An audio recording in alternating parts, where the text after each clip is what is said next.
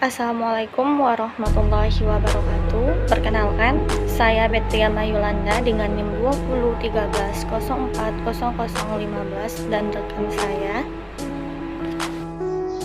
Dan saya Reski Firmanda dengan NIM 2013040016. Dan saya Hafifah dengan NIM 2013040025. Kami dari kelompok 1 akan membahas tentang wakaf dan kedudukannya dalam hukum Islam. Selanjutnya kita masuk pada poin A, yaitu pengertian wakaf. Wakaf menurut bahasa adalah tertahan, sedangkan wakaf menurut istilah adalah menahan suatu benda yang membebaskan atau mengalirkan manfaatnya. Jadi dapat kita simpulkan maksudnya adalah menahan harta milik pribadi yang diserahkan kepada pihak lain untuk kepentingan umum dengan tujuan mendapatkan ridho dari Allah Subhanahu wa taala. Sedangkan menurut Kamus Besar Bahasa Indonesia, wakaf adalah benda bergerak atau tidak bergerak yang disediakan untuk kepentingan umum secara pemberian yang ikhlas. Selanjutnya kita masuk pada dasar hukum wakaf. Yang pertama terdapat dalam Quran surat Al-Baqarah ayat 267, yang mana di sana dijelaskan bahwa Allah memerintahkan manusia untuk membelanjakan hartanya atau mensedekahkan hartanya yang baik.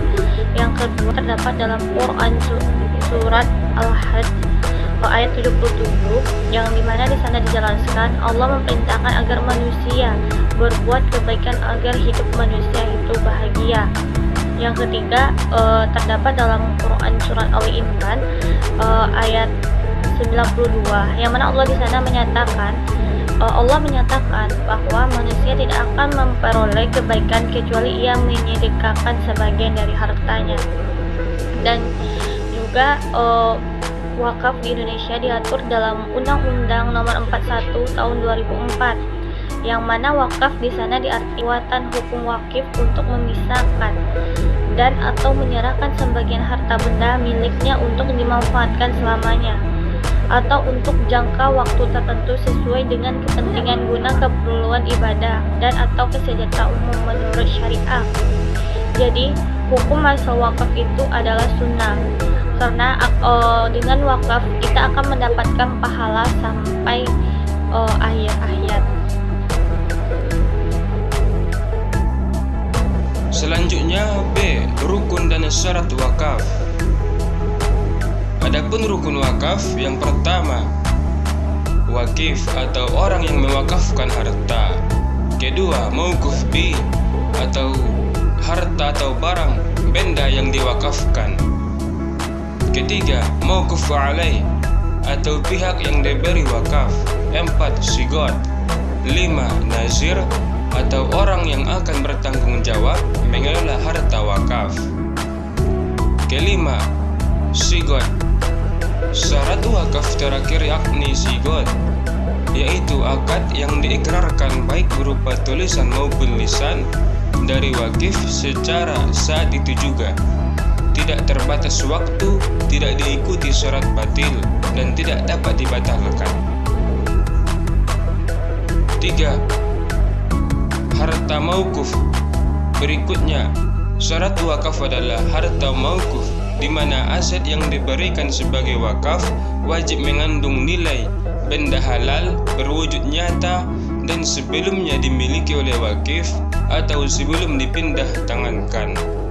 4. Mauquf alaih. Mauquf alaih adalah penerima harta wakaf, baik perorangan atau badan tertentu.